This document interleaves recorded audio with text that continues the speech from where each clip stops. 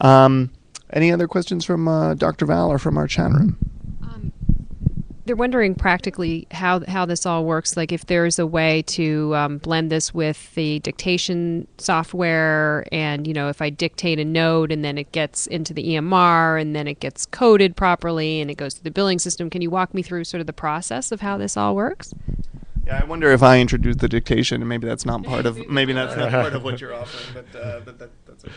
Yeah. The process works that the physician uses their current documentation method, whether that's dictation or speech recognition, or if they're using an EMR, which might be a hybrid combination of free text and structured text. That documentation then goes through an electronic feed, perhaps an HL7 feed, to our data center. And so it comes right after the speech recognition process. And then our natural language processing LifeCode engine runs on it and extracts all this structured data and then fills in a database and then applies a rule base to derive the appropriate codes. So all this takes place in the background. We have integrated it both in a real-time manner or kind of in a offline process, so depending upon the process that's required. And my coders are always getting back to me about specific charts saying, oh, you didn't interpret this EKG, you didn't sign this procedure, you got to go back and do this. Do you interface at all with the physicians, or do you send your material onto the coders and have them interface with the physicians about inadequate charts? On the computer-assisted coding side is really the coder. Is the intermediary. Okay. We give them the information to go back to that physician. Okay. And that's often called the physician query or clinical documentation improvement process. Okay. Oh, so that's a good opportunity for you to be in, that you don't have to deal with us and our inadequate charts. Yeah, but also the application of NLP for the clinical side is also very exciting and very interesting, and that's where we kind of have a more direct connection with the physicians. So that's an area we're working on in the analytics area to really provide more information in addition to the coding, but also information that's very clinically useful, both for quality and measuring efficiency.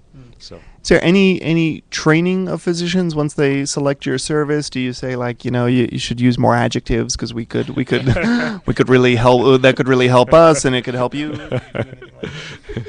The training is very minimal in that if you're doing good documentation practices now, we can, our product, LifeCode, that works behind our ACT, this is our product name, can really read and understand the documents.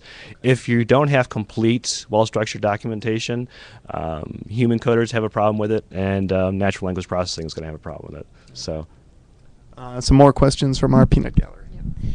So have you noticed that maybe certain EMRs are better structured than others in terms of helping your system recognize what's being said and coding it correctly?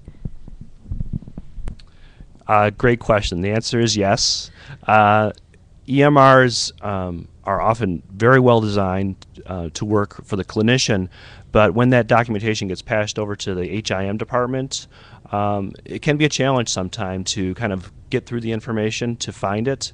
We can help them find the information. It's often and sometimes very verbose, so there'll be dozens of pages to go through, but they're only looking for a few nuggets of information in that.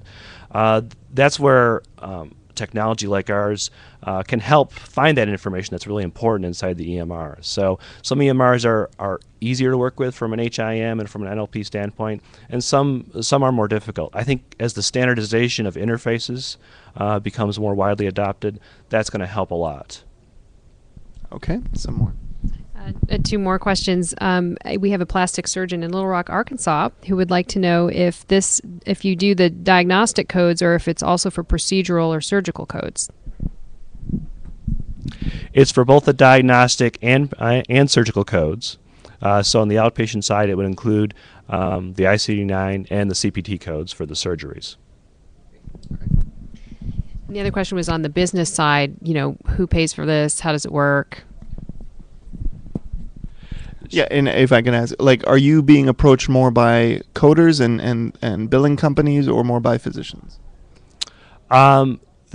It's It's both. The largest number of our customers are actually physician groups who do their own billing. So typically it's the billing manager or often the CFO who's making the decision under the supervision of their board.